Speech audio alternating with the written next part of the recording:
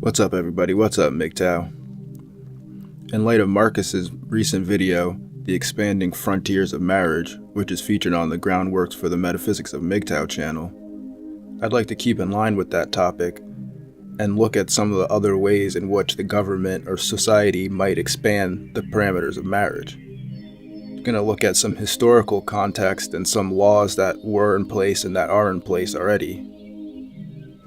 A lot of people might recognize this picture, but do you know why Old Blue Eyes was jailed? Actually, Sinatra was arrested twice under seduction laws, once for seduction and once for adultery. Now, it's pretty obvious why adultery is illegal, and in fact, in many states, a married man can still sue another man for carrying on with his wife. However, other seduction laws like breach of promise have been changed. Originally, breach of promise, also known as breaking off an engagement, was considered a pretty serious social crime and also carried some financial penalties. I just find it kind of interesting that breach of promise laws only apply to women, and men can't expect to receive any damages from a woman breaking off an engagement with him. Looking at how the damages are determined, it seems to be based on the expenses and expectation of a wedding, emotional distress, loss of social standing, or the loss of virginity. But wait, cannot a man also experience all these factors on a breach of promise? In most cases, a man has already put up tons of cash even before an engagement. A man can also experience emotional distress, loss of social standing, and his virginity.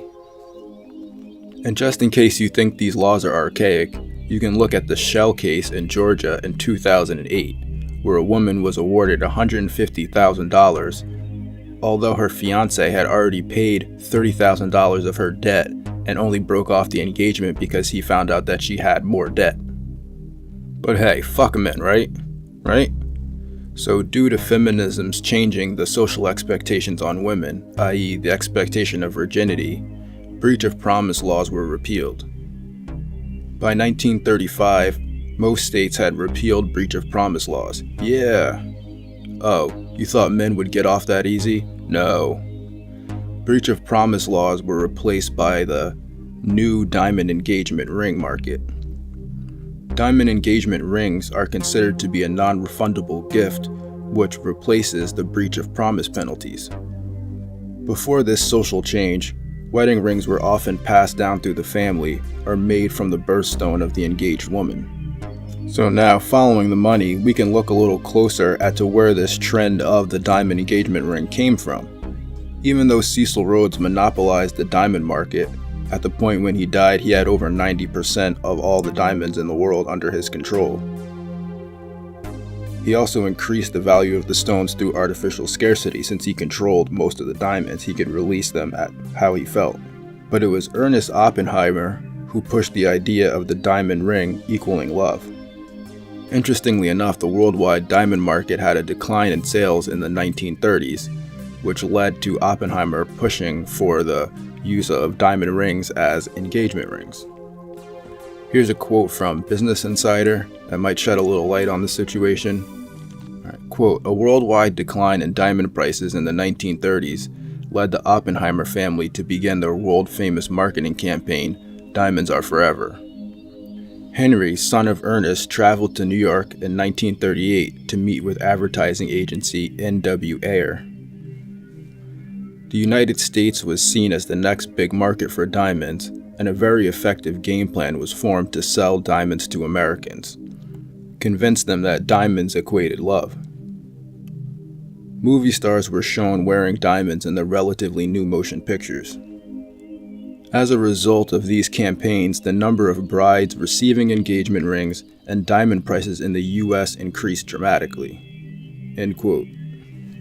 The article goes on to explain how this strategy was used to market diamonds around the world, even to cultures that had not previously used engagement rings in their cultures, including Japan, and it also describes the monopolization process.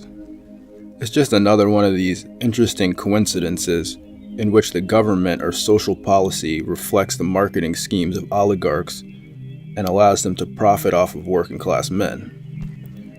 And the fact is, even feminists have had to admit that seduction laws are pretty outdated because, one, they point to women as property, and two, unless you're an underage guy, the chances of you being engaged to a virgin are slim to none.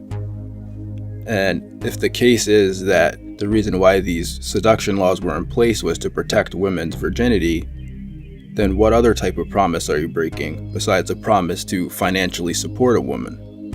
Either way, we can see that this is just another clever ruse to transfer wealth from men to women and use extremely abstract laws to hold men accountable for romantic interactions while giving all the benefits to women and elite bankers.